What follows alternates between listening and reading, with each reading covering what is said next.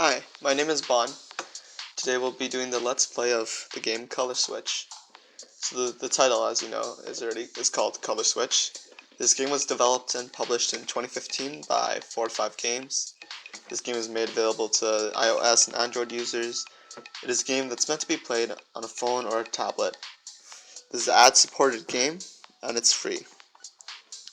It's produced by David Reichert and all these other people, and it has music supplied to it through SoundCloud by DJ Tom Garnett. So before we take you through the game, I'm just going to talk about the game a bit first. Color Switch doesn't really have a genre of its own. Online it's listed as an action game. However, in terms of what we've learned, it's more of a dynamic puzzle game. There's a pattern to the game, which is the constant upward motion of this game, and it constantly changes. This appeals to the berry picking part of our brain, as it requires being patient, having good observation skills, and decision making. The ideal player will have both these physical and mental qualities in order to be successful in this game. So the how to play it gives you the basics of the game. You can see you tap to jump, and you pass through when the right colors line up. However, I'm going to give you a more detailed explanation of the game. So the most essential mechanic of this game is the constant tapping to keep your ball afloat. The gravity will cause your ball to fall towards the bottom of the screen, and you need to counteract this by constantly moving up and getting the stars. As you can see, I touched the wrong color and I lost, and that is my score, the amount of stars I've collected.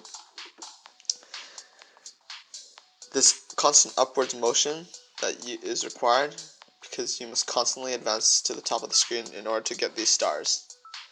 The stars are the goal behind the game. By getting all 999 stars, you beat the game. There are 760 levels to this game, so you must fight through all those levels and get all the stars in order to win the game, essentially. There are attributes you use. The attributes of the object. The most important objects of the game are the objects used to advance, the obstacles you must advance through, the color switch balls, and the stars you collect. The attributes of the object you use to advance can vary, as the user has the ability to change the appearance of this object. In order to change the appearance, it requires spending stars that you collect.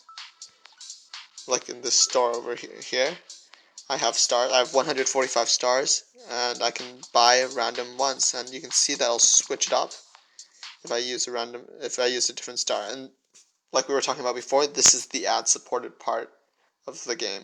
It is free, but it is ad supported. So say I want the $90 worth star, then I would click on the 90 and it would give me the star, and then I can easily just click on it and it'll switch over to that star that I'm going to use. So this is my new game object, the soccer ball.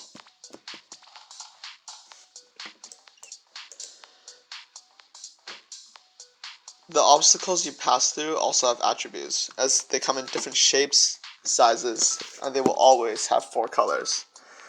The main 4 colors in this game are the magenta color you see, the yellow, the purple, and the blue.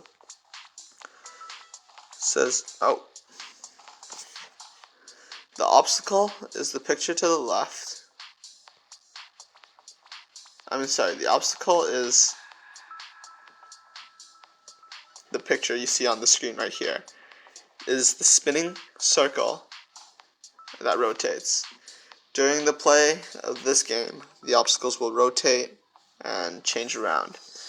I'm going to try and get us through further to this level to see if I can get it to change, and we can see something else. Oh, okay, there you go. As you can see, this is a new obstacle that I need to get through. And as you see, if I keep going, I see more and different obstacles.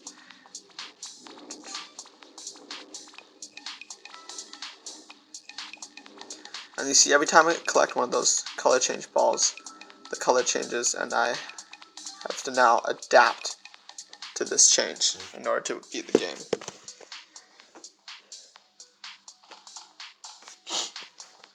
So there are kind of 3 rules that we went over. It's to tap the player object to keep the object moving upwards in order to keep the object from falling off the screen. Falling off the screen results in a loss. Hitting another color that doesn't match with you, like so, results in a loss. And you move your player object through obstacles only when the color is the same. In order to advance and beat the game, you need 999 stars in one go.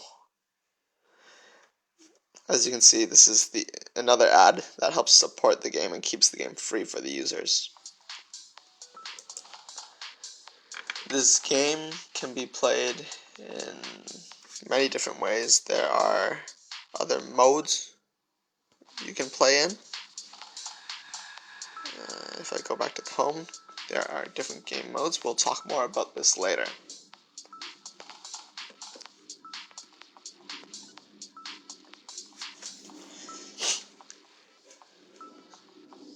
I play the color switch on my OnePlus One, which is a form of an Android. I believe that mobiles are a great choice for this game as it limits the amount of future obstacles the player can see. So if you had like a 100-inch TV screen, it might expand the game so that you can see more and you can look ahead, which is not really the goal of this game. You kind of have to have the reflex and decision making involved to get you through it. By having the bigger screen, this game would lose its effectiveness. This tapping motion that you see that I'm doing on the screen fits with the mobile game quite perfectly, as you know, it's a touchscreen and it's easy to use. You could do this on a PC. You could tap your mouse, but it's just different. Or you could tap your button on your controller. You could also do that. This game is more of a time killer and is a very casual game and doesn't require any major downloads. The biggest download is just the game itself, which is not a big file. And by having this game only available to phones, it makes it really easy for people to access. And it's not a game I would play it on my PC or PS4 for. So in order to do well in these games, there needs to be some sort of logic and pattern recognition. This kind of falls under the category of a puzzle game, which is exactly what I've said this is. It's a dynamic puzzle game. Puzzle games often require an array of mental skills that is needed to play this game. This game obviously requires logic and pattern recognition, as you know, you need to know when to go through, and you need to recognize that there is a pattern. You need to constantly tap at a certain pace in order to move through. You need to tap faster, and you'll realize this as you play throughout the game. These puzzle games are very popular amongst casual gamers. This is a mobile game, but falls under the category of mobile game, but it is also a casual game. Casual games like these are usually aimed at gamers who have a limited amount of interest for video games. They are all about the easiness of the game, how easy it is to master, how easy it is to enjoy. They want to know it's easy to learn, and they want to know it's quick to play. Usually games like these will have a low development cost and are usually free. And in this case, they have the ad-supported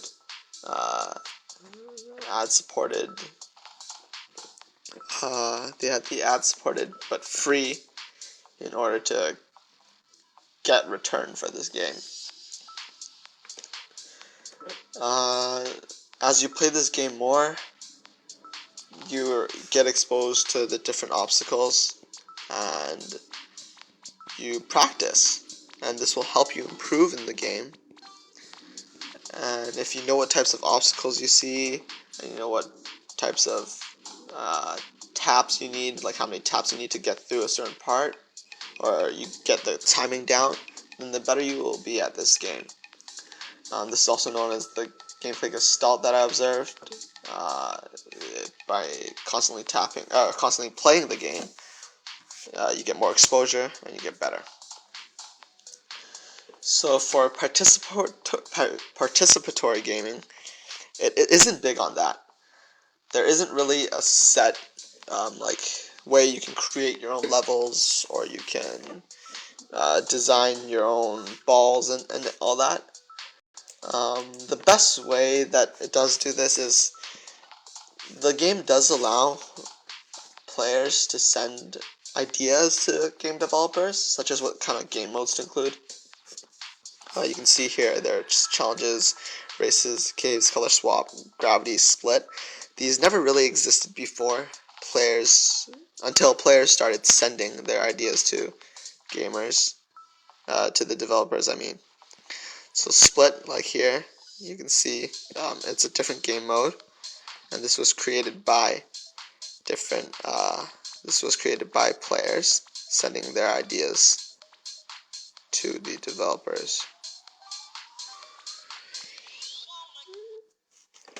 They have different mechanics, but they are quite similar to the basic game itself.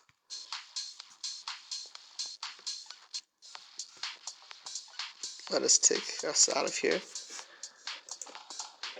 One way the game does try to get you involved is through the leaderboards here.